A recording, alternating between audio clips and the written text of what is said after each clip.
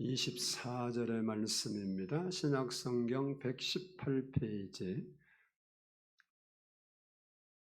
앞에 스크린에도 있습니다. 저와 한 절씩 나누어서 봉독하도록 하겠습니다. 제가 15절 말씀 봉독에 올립니다.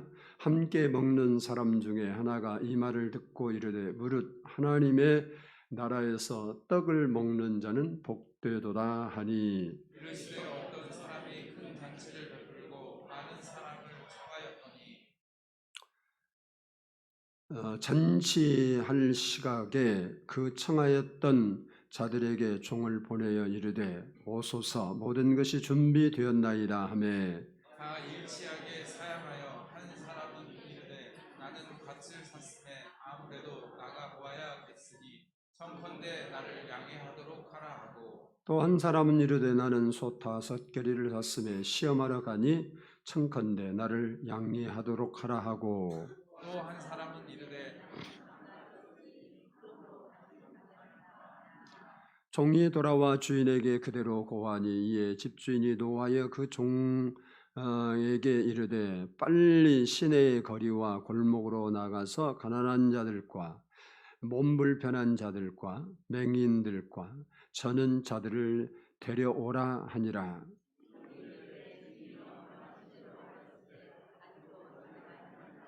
주인이 종에게 이르되 길과 산울타리 가로 나가서 사람을 강권하여 데려다가 내 집을 채우라.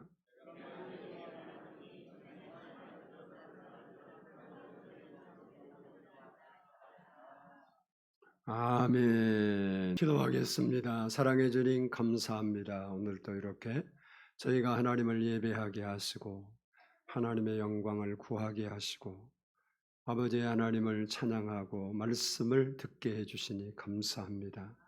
주님께서 오늘 또 주의 말씀을 듣기 위해 저희들 기다리고 있습니다. 하나님 우리의 마음을 여시고 하나님의 말씀이 우리 안에서 살아있는 말씀으로 역사하여 주옵소서. 대속하신 우리 주님을 만나게 하시고 하나님을 경험하는 시간이 되게 하시고 하나님의 은혜로 채움을 받는 시간이 되게 하옵소서. 감사드리오며 예수님의 이름으로 기도드리옵나이다. 아멘. 할렐루야. 우리 옆 사람과 한번 인사합니다. 사랑합니다. 축복합니다. 우리는 예수님을 믿고 하나님의 자녀가 되었습니다. 아멘. 크게 합시다. 아멘. 우리는 하나님의 자녀가 되었습니다. 하나님께서 자녀된 하나님의 백성들을 위해서 하나님은 많은 약속들을 주셨습니다. 그 많은 약속 가운데서도 우리가 세상을 살면서 확신을 가지고 그 약속을 믿고 살아가야 할 몇 가지 약속이 있습니다. 첫 번째는 따라서 합니다. 구원의 확신. 우리가 신앙생활하다 보면 가끔 제가 과거를 돌아보니까 그래요. 내가 구원을 받았을까? 받지 못했을까라는 생각이 솔솔 들을 때가 있습니다. 그러나 한 번 받은 구원은 절대로 사라지지 않습니다. 그래서 아무리 여러분이 어떤 처지에 있든지 믿음이 연약해져서 하나님이 없는 것 같이 느껴지는 그 순간에도 내가 하나님 자녀라는 사실을 잊지 말아야 됩니다. 나는 구원받은 하나님의 사람이다. 두 번째는 따라서 사주의 확신. 우리를 위해 십자가에서 죽으신 예수님은 우리의 모든 죄를 사해 주셨습니다. 우리가 이렇게 살면서 지은 죄도 회개하면 용서해 주십니다. 그래서 우리는 과거에 발목 잡혀 살아서는 안 돼요. 과거에 실수하고 넘어지고 상처받고 아픔 있는 것에 붙잡혀서 오늘을 희망 버리고 살면 절대 안 됩니다. 우리는 과거에 발목 잡혀 살지 말고 사죄의 확신을 가지고 당당하게 살아가야 된다. 세 번째는 따라서 합시다. 인도하심의 확신. 선한 목자 되신 우리의 하나님께서는 우리를 의의 길로, 사는 길로, 축복의 길로 인도하실 것을 믿고 사는 겁니다. 그래서 여러분이 살다 보면 우리가 정말 사망의 음침한 골짜기와 같이 내가 살아야 되나 죽어야 되나 하는 힘든 시간들을 맞이할 때도 우리는 있습니다. 그때 우리는 선한 목자 되신 하나님께서 사망의 음침한 골짜기에서 우리를 지키시고 보호해서 푸른 풀밭 쉴 만한 물가로 인도해 주실 것을 믿고 인도하심을 확신하고 오늘을 보지 말고 미래를 향해서 살아가야 됩니다. 네 번째는 따라서 합시다. 기도 응답의 확신. 하나님을 믿는 하나님의 자녀의 기도를 하나님은 반드시 들으십니다.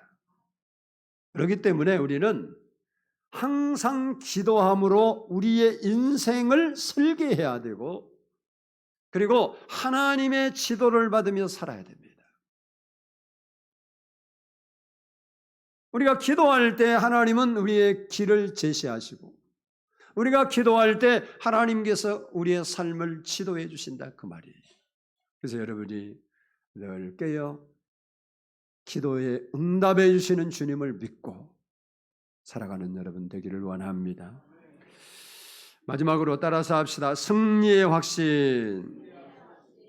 우리가 사는 세상은 만만치를 않습니다.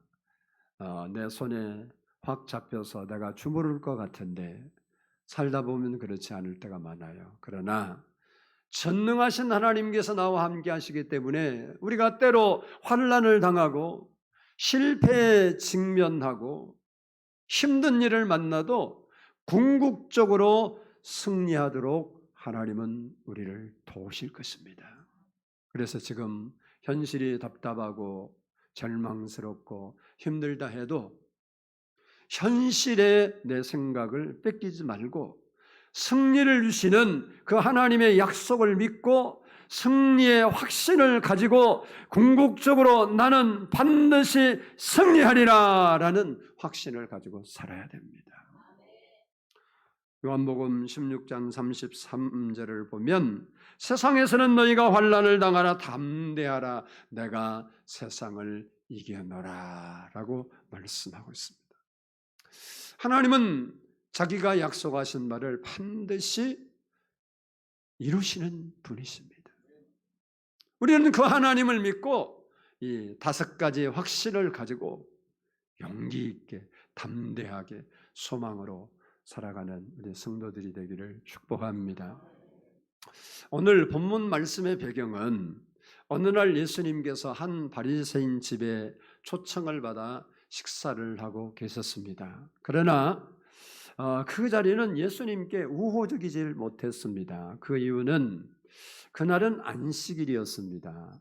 바리새인들은 안식일에 병 고치는 것을 금하고 있는데 하필이면 이상하죠. 우리가 죄 짓고 싶지 않은데 하필이면 그런 환경이 우리에게 와서 너무 홀딱 넘어질 때가 많아요. 화를 절대 안 내고 싶어 그렇게 다짐하고 살아가는데 꼭 화날 일이 생긴다 그 말이에요. 하필이면 예수님 그 자리에 수종병 걸린 사람이 있는 거예요. 예수님이 그를 보시고 너무 불쌍해서 고쳐주셨기 때문에 문제가 생겼어요. 그리고 바리새인들은 잔치자리나 이런 시당통이나 어디 가면 높은 자리에 앉기를 좋아하는데 예수님께서 너희가 그런 자리에 초대받아 가면 낮은 자리에 앉아 있어라. 그러면서 서로 높은 자리에 안고 싶어하는 잘못된 행동을 지적했기 때문에 예수님 그 자리가 불편한 자리가 되었던 것입니다. 그때 한 사람이 본문 15절에 보면 이런 말을 합니다. 무릇 하나님 나라에서 떡을 먹는 자는 복되도다.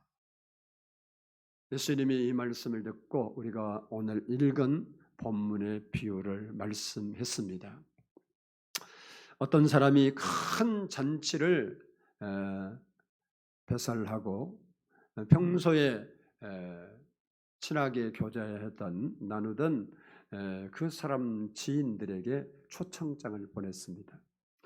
그런데 그들이 처음 초청장을 받고 나서 내가 그 잔치에 참여하겠노라라고 대답을 했는데 막상 잔치를 배설하고 다시 종을 그들에게 보냈더니 마치 의논이나 한 듯이 오겠다고 한 사람들이 이런 핑계 저런 핑계를 대고 나는 참석하지 못하겠다라고 거절을 했습니다.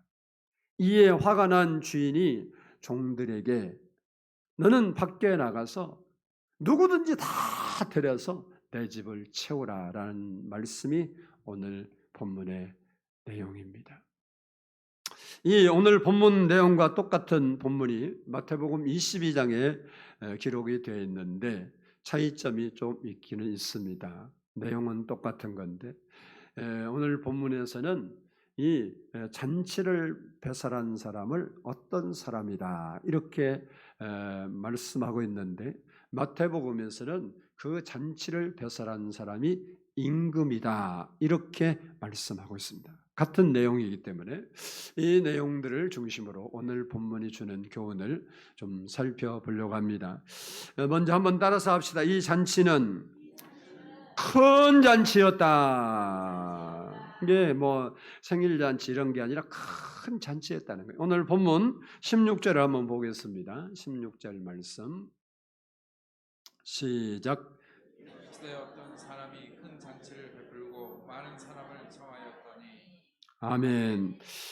여기 보면 큰 잔치라고 했는데 많은 종을 거느리고 많은 사람을 초청해서 그냥 일반적으로 한 잔치보다 큰 잔치를 이렇게 배설할 수 있는 당시의 사람 중에는 임금밖에 없다라는 것이 학자들의 견해입니다. 그래서 마태복음에서는 어떤 사람을 임금이라 이렇게 말씀하고 있습니다. 마태복음 22장 2절 보면 혼인잔치를 베푼 어떤 임금과 같으니 라고 말을 하고 있습니다. 즉 이 잔치는 임금님이 배설한 잔치다. 그리고 이 잔치는 임금님이 자기 아들 왕자의 결혼을 축하하기 위해서 베푼 잔치라고 나와 있습니다. 중요한 것은 여기에 나오는 어떤 사람이나 임금이 누구를 의미하는 거냐. 비유라는 것은 어떤 것을 설명하기 위해서 예로 들은 예지요. 예. 그런데 여기에 나타나는 이 어떤 사람이나 임금이 누구를 의미하냐? 바로 임금은 만왕의 왕 대신 하나님을 의미합니다. 그리고 아들은 예수 그리스도를 의미합니다. 그리고 여기 나오는 잔치는 복음잔치, 초청잔치, 또 예수잔치, 천국잔치 등을 의미한다고 볼 수 있습니다. 그리고 잔치는 여러 종류가 있는데 오늘 본문에서 말하는 잔치는 혼인잔치입니다. 성경을 보면 교회를 잔치집으로 비유하고 있습니다. 이게 교회는요, 예배 시간에도 우리가 기쁘게 예배를 드려야 되는 거예요. 왜? 교회는 초상집이 아니에요. 예수님이 이 땅에 오실 때도 예수님 오셔서 교회 세우셨죠. 오셔서도 뭘 가지고 왔다? 큰 기쁨의 소식을 전하러 오셨다 그랬어요. 이게 교회는 기쁨이 있는 거예요. 우리는 참 우리가 옛날부터 유교의 사상의 문화를 받아서 예배를 드려도 넥타이 매고 다 이렇게 정성을 다해서 복장 갖추고 태도 갖추고 그렇게 예배 드려야 경건한 예배라 이렇게 이해를 해요. 유대의 그 유교의 산물인데, 근데 저기 유럽이나 또 특별히 흑인들이 드리는 예배를 보면요, 형식이 없어요. 춤추고 돌아다니고 난리 뭐 아주 정신이 없어. 근데 사실 성경을 보면 교회는 잔치집과 같은 거예요. 그래서 기쁨이 있고 감사가 있고 사랑이 있고 그것이 교회의 모습이어야 된다, 그런 거예요. 그러면 이 잔치에 누가 초청되었는가라는 것입니다. 첫 번째로 초청받은 사람은 정식으로 초대장을 받은 사람들입니다. 이들은 선택받은 이스라엘을 말합니다.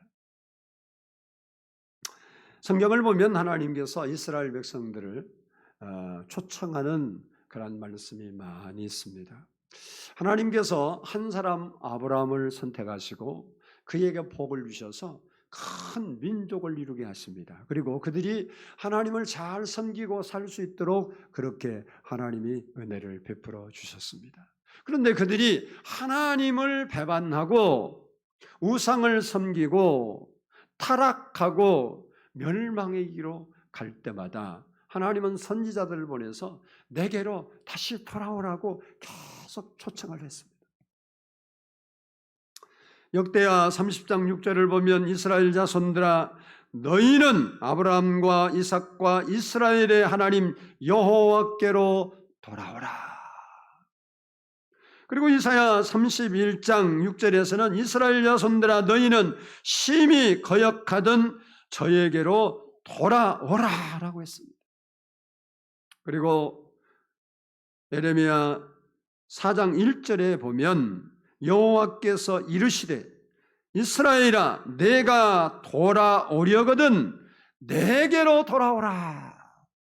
그들이 예레미야 시대에 힘들고 어렵고 이렇게 살면 죽겠다 막 이런 절망적인 환경에 놓였을 때 그들이 무언가를 찾고 싶은 거예요.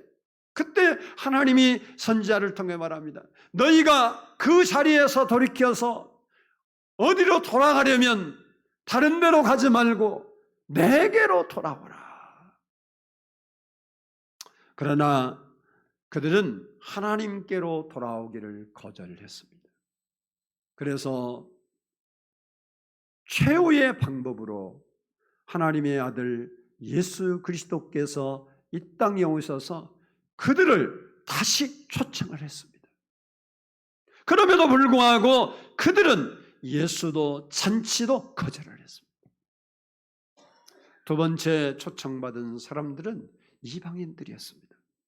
본문 21절을 보면 시내와 거리와 골목으로 나가서 가난한 자들과 몸 불편한 자들과 맹인들과 저는 자들을 데려오라라고 했고, 그리고 마태복음 22장 10절에 보면 악한 자나 선한 자나 만나는 대로 모두 데려오니라고 했습니다.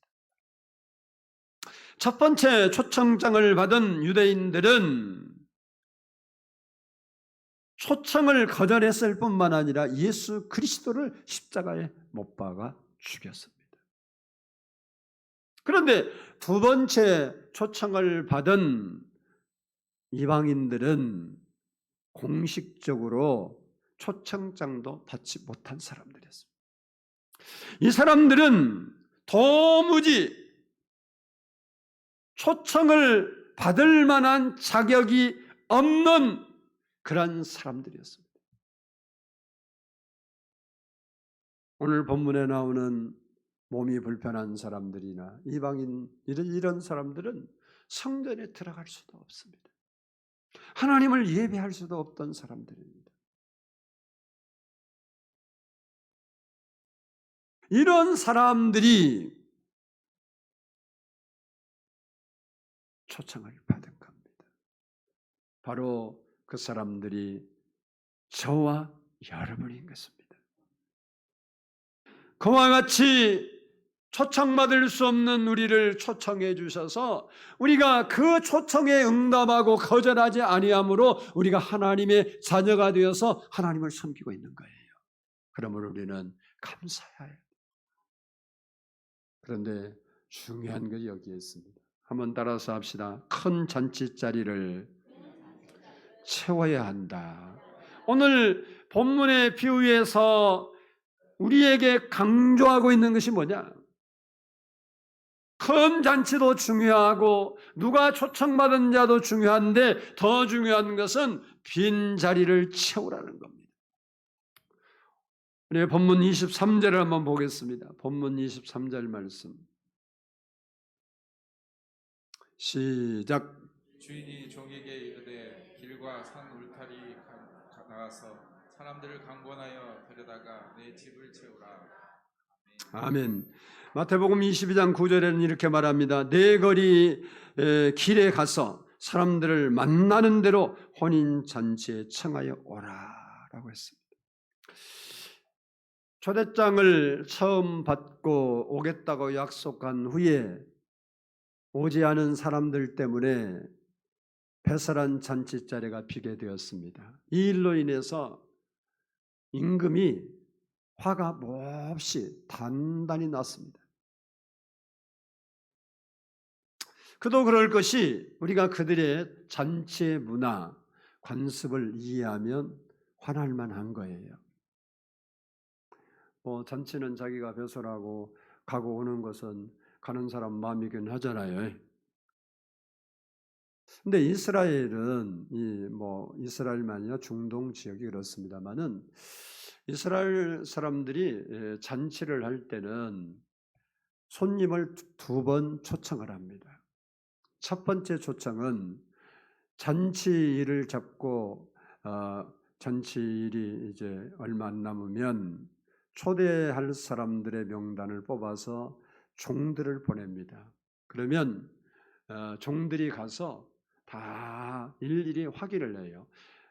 몇 월 며칠 이렇게 잔치가 있는데 그 잔치에 참석할 수 있습니까? 그러면 오케이 한 사람도 있고 그날 약속해서 못 온다는 사람도 있을 거 아니에요. 그러면 온다고 하는 그 인원을 중심으로 잔치를 배설을 합니다. 그리고 이제 잔치 당일날 다시 종들을 보내서 예우를 갖추고 정중히 초대를 합니다. 그런데 중요한 것은 첫 번째 온다고 약속한 사람들은 반드시 참석을 해야 됩니다. 이것이 그들의 예절이고 관습입니다.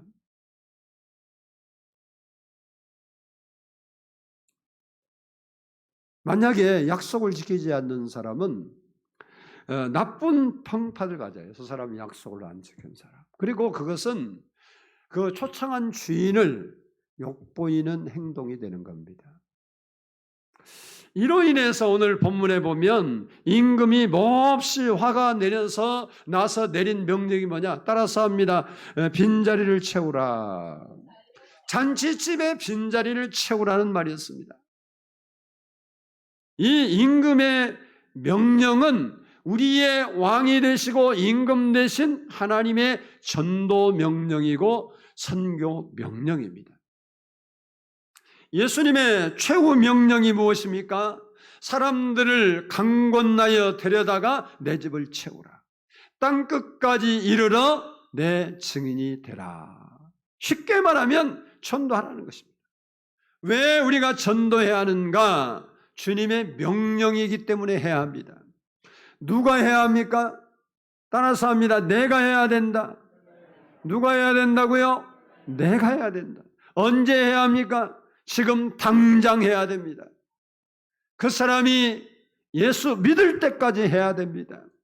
내가 죽기 전에, 그 사람이 죽기 전에, 예수님이 오시기 전에 전도해야 됩니다. 어떻게 전도해야 합니까? 강권하여 데려다가 내 집을 채우라고 그랬어요. 강권하다는 말은 억지로라는 말이 있는데 억지로 경찰이 죄수 끌어가는 듯이 끌어오라는 말은 아니고요. 기어코 설득하라 하여라는 말입니다. 다시 말하면 초청받은 사람이 처음에 거절했을지라도 포기하지 말고 끝까지 겸손한 자세로 친절한 자세로 설득해서 데려오라라는 거예요. 그러니까 우리가 전도할 때는 한 번 해봐서 안 가, 싫어. 그러면 끝이 아니라 친절한 태도로 계속해서 설득해서 데려와야 되는 것이, 그것이 오늘 본문에 보면 강권한단 말입니다. 세상에서 예수 믿고 구원받는 것보다 더 중요한 일은 세상에 없습니다. 아멘이 왜 이렇게 작아요? 세상에서 예수 믿고 구원받는 일보다 더 중요한 것은 없습니다. 확실해요. 그래서 구원은 그 무엇보다도 우선합니다. 여러분이 세상적 구원을 이야기하면요, 몸이 병들었을 때, 죽으려고 그럴 때 살리는 게 구원이죠. 병 고침 받는 거. 그러면 여러분 생각해봐요. 살면서 직장도 다녀야 하고, 결혼도 해야 하고, 돈도 벌어야 하고, 뭐 가족도 돌봐야 하고, 뭐 다 중요하죠. 근데 그 모든 것보다 우선한 게 뭐예요? 여러분 목숨이죠. 그래서 아무리 일이 바쁘고 할아버지 일이 있어도 여러분이 지금 응급실에 갈 상태가 딱 됐다 그러면 뭐 나 바빠서 못 가, 좀 있다가 그러고 죽어요? 병원으로 무조건 가. 뭐 휴가가 없는 뭐 사업장이네, 회사네, 뭐 이런 거 아무 상관없이 가장 우선되는 게 뭐예요? 병원 가는 일이요. 맞아요, 안 맞아요? 구원보다도 우선한 일은 세상에 없습니다. 세상에 예수 믿고 구원받는 것보다 더 중요한 일은 없다는 사실을 알아야 돼요. 그래서 오늘 본문에 강권하여 데려다가 내 집을 채우라고 그런 거예요. 왜? 그냥 병들어 지금 죽어가는데 병원 가야지, 그러니까 안 갈 거야. 가야지. 끌고라도 강제로 끌고 가야지. 죽게 놔둘 수는 없죠. 우리도 지옥으로 끌려가는 그 영혼들을 지옥 가도록 놔두면 안 된다. 살려야 한다 이 소리예요. 그래서 사도 바울도 때를 얻든지 못 얻든지 항상 힘써라 그런 거예요. 디모데후서 4장 1절로 2절을 보면 하나님 앞과 살아있는 자와 죽은 자를 심판하실 그리스도 예수 앞에서 그가 나타나실 것과 그의 나라를 두고 엄히 명하노니 너는 말씀을 전파하라. 때를 얻든지 못 얻든지 항상 힘쓰라 라고 말씀하고 있습니다. 우리가 복음을 전하는 것은 결코 헛되지 않습니다. 반드시 열매를 하나님이 주신다는 사실이에요. 옛날에 예수 천당으로 유명한 최건능 목사님이 계셨는데 이분이 평양에서 전도를 다니시다가 어느 날 밤 동네 가운데 서갖고 불이야! 그런 거예요. 그래서 사람들이 당황해갖고 불이야 그러니까 우르르 몰려 나온 거예요. 뭐예요 그러니까 최건능 목사님이 사람들이 모였는데 예수 안 믿으면 지옥 분! 그러면서 복음을 전하니까 사람들이 별 정신 나간 사람 같다고 외면하고 미친 사람 취급을 했습니다. 그런데 놀라운 사실은요, 그렇게 단순한 말씀이 전해진 뒤에 몇 년이 흐른 후에 그 동네가 다 예수 믿게 되었다는 사실입니다. 전도는 영혼을 구원하는 일이고 주님께서 가장 기뻐하신 일이기 때문에 주님은 전도의 열매를 맺게 해주시고 상급도 주시는 겁니다. 주님은 우리에게 말씀하십니다. 강권하여 데려다가 내 집을 채우라. 우리는 이제 하나님의 초청장을 들고 세상을 향해 나가야 됩니다. 그리고 만나는 사람들에게 하나님 잔치에 초청을 해야 됩니다. 그래서 하나님의 집을 채워야 합니다. 우리는 이 일을 위해서 모든 조건과 여건과 환경을 총동원해야 합니다. 그리고 예수님을 자랑해야 되는 거예요. 예수님을 전해야 되는 거예요. 전도하는 것을 두려워하거나 부끄러워하면 안 되는 겁니다. 특히 예수 믿고 예수님을 전하는 것을 부끄러워하지 말아야 합니다. 예수님은 자신에 대하여 부끄러움을 가진 사람에게 이렇게 이야기합니다. 누구든지 사람 앞에서 나를 시인하면 나도 하늘에 계신 내 아버지 앞에서 저를 시인할 것이요.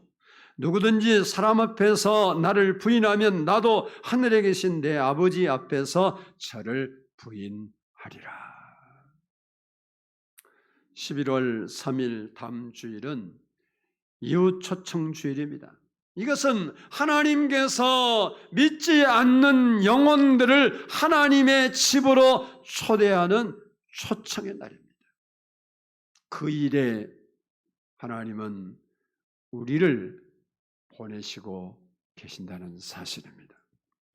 본문의 종들이 잔치집의 빈자리를 채우기 위해서 동분서주하며 바쁘게 움직이며 사람들을 데려다가 잔치자리를 채운 것 같이 우리도 포기하지 말고 인내하며 끝까지 찾아가서 설득해서 초청해서 하나님의 교회를 채워야 합니다.